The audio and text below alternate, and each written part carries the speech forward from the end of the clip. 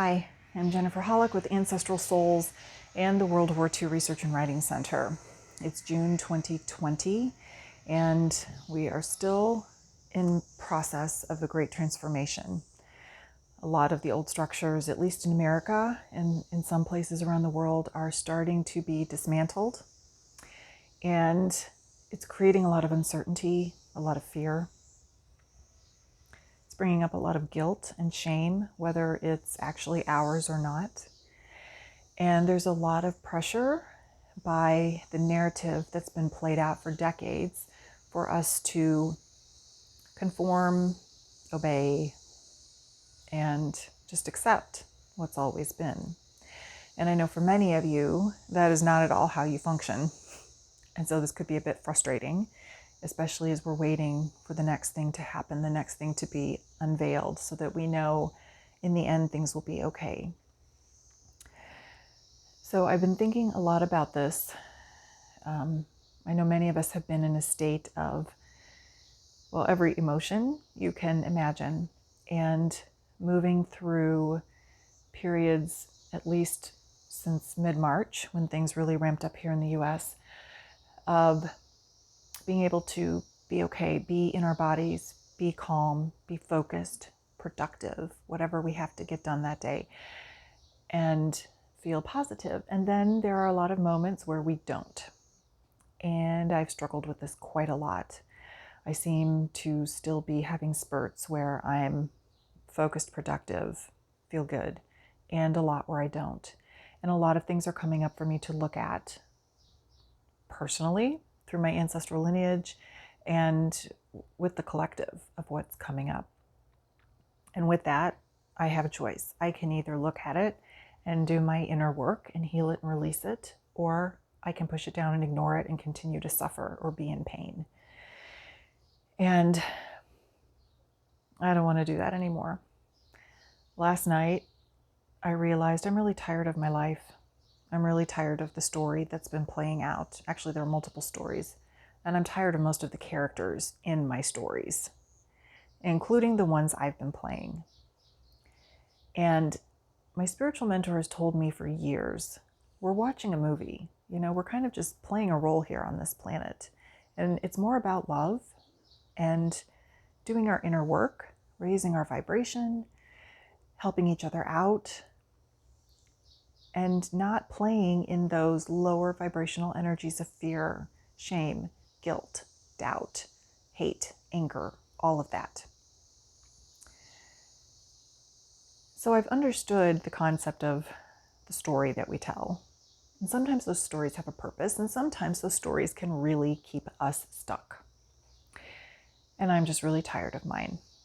So I'm taking steps now to shift that consciously. I'm not going to kind of be half in and half out of that anymore. And with that has come some interesting observations about my own stuff, my own emotions that are coming up, my relationships, and my ancestors. And this all ties into all the work that I've been doing for the last 10 years, more than 10 years.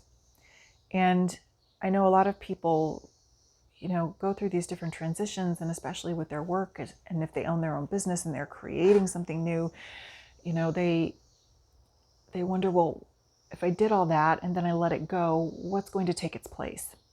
And I can tell you, this is the third major business transition I've been through. And I think it's the scariest, because I'm really having to trust that the universe has my back. God has my back. My angels, my guides, my ancestors are going to help me navigate all of this. And as I think about those things, what's really coming up this week is relationships and what's coming through from my ancestral lines, particularly around World War II, and my Grandma Libby and Grandpa Joe, and my current marriage with my Dutch husband. Now, I haven't seen him since March 13th, and it is completely unclear if we'll see each other again this year. Things are changing rapidly. I know the EU is getting ready to open up to some countries, mostly EU countries. There's no talk that I've seen, because I've looked, about when America will open up to EU citizens. Not that that's really an option for me right now, but or when the EU will open up to American citizens. So it could be the end of this year, it could be next year. And I've been thinking, normally we spend 2 to 3 months apart, and we both shift and change and grow and whatever in that time period, and it's always been okay. Always been okay. But now I wonder, if I can't go back in September, that's 6 months. If I can't go back by the end of the year, that's like 9 months. If I can't go back until some point next year, is there even a relationship to go back to? And then I think about my grandparents, and I realized I've been living out a lot of their trauma, a lot of what happened to them. And it does repeat through the generations. Sit down and do a genogram and explore what's in that for you and your family. And it might give you a big awakening as to whose life you're living unconsciously. But once we realize that, the different patterns, we can change it. Now, one thing that I do have going for me that my grandmother didn't, now she had 3 kids at home. She sent her husband off to war. He was there for 2 years. So that was a short period compared to what other women had to go through. Some of their husbands went off to war, their fathers or their sons or brothers, in 1942. Or they were even in the service before Pearl Harbor. And there was no instant communication then. So, I'm sure my grandmother was always wondering, is he dead? Is he alive? Now, I don't have that issue because we have social media. I can text him, I can call him and find out, are you okay? He can text me if he wants and asks, are you okay? Are you dead or alive? We always know, at least a couple times a day, what's going on. My grandmother didn't have that. A lot of women didn't have that. And as I've been going through my own transformation again with my business, which is taking a huge overhaul this year, I've been questioning, why was I on one path and then shifting?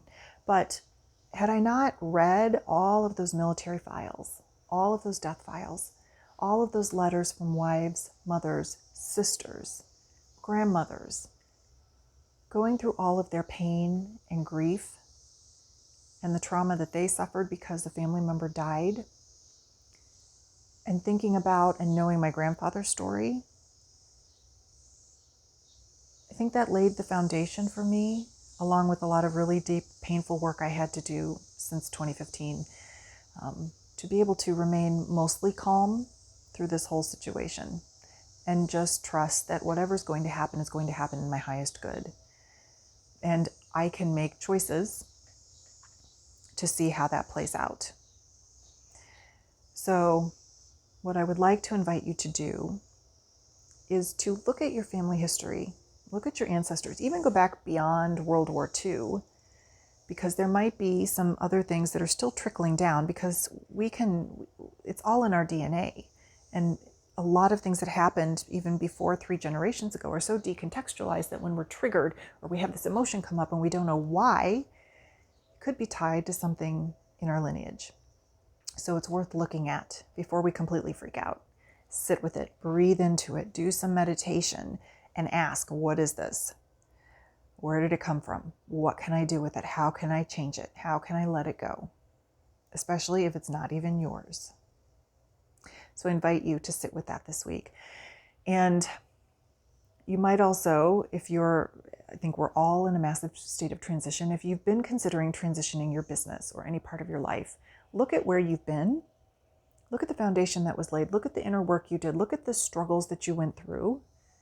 How did that create the foundation you're standing on right now? And how can you use that to continue to move forward? If you would like to discuss any of these topics more in depth, you can visit my ancestralsouls.com website, and I'll post a link, my Linktree link with this video wherever you're watching it, that has all of my websites, my Facebook group for genealogy, ancestral lineage healing, where we talk about a lot of these things, a lot of different topics, a lot of resources are shared. I've been running almost a weekly Zoom in there just for members to get together and talk. We do meditation and grounding and talk about what's coming up with the world and what resources we're reading or great website articles. And for the military side of the business, while we can't get in the archives right now, I am helping people write their stories. I am helping people prepare for when the archives are open and research can be done again. And I'm also helping them discover what's available that they might not realize is available while the archives are closed. And finally, if you are interested in more of a consistent education around ancestral lineage healing topics, whether they relate to military or family history or personal transformation, next week I am opening up registration for a monthly membership program, the Ancestral Souls Healing Circle. I have topics laid out for the next year, and each month we will be going through a topic that will help you maybe a little bit with your research, processing what's coming up for you, really taking that deep dive into your family history to see what's really there. Maybe going back to look at what you didn't want to look at before that's affecting you today. Also in that, there are bonuses. There will be special events with guest speakers. Most of those events for members will be free, and there will be replays for both the live Zoom training every month and the special events. There'll be a lot of resources, worksheets, writing prompts, a lot of different things available in this.